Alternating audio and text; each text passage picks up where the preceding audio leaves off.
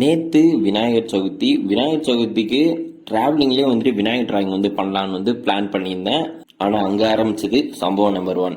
ட்ரெயினில் வந்து போகல, காலையில் எனக்கு இடமே இல்லை உட்கார்றதுக்கு, அதனால் நின்றுட்டு தான் வந்தேன். ஸோ அதனால் என்னால் டிராயிங் வந்து பண்ண முடியலை.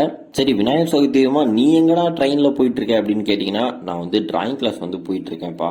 சரி, நைட்டு வரக்குள்ளையாவது டிராயிங் வந்து பண்ணலான்னு பார்த்தா இது சம்பவம் நம்பர் 2.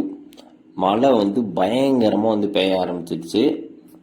ஒரு வழியாக ஃபுல்லாக நனைஞ்சு ட்ரெயினில் வந்து ஏறி வந்து உட்காந்துட்டேன். சரி, இப்போயாவது வந்து டிராயிங் பண்ண ஸ்டார்ட் பண்ணலாம் அப்படின்னு வந்துட்டு வழக்கம் போல் நம்ம ஸ்மைலி நோட்டை வந்து எடுத்து அவுட்லைன் வந்து டிராயிங் பண்ணிட்டு இருந்தேன். மழை ரொம்ப பெஞ்சதுனால ட்ரெயின்குள்ளேயும் வந்துட்டு அதிகமாக வந்து சாரல் அடித்ததுனால என்னால் ஃபுல்லாக வந்து அதை கண்டினியூ பண்ண முடியல.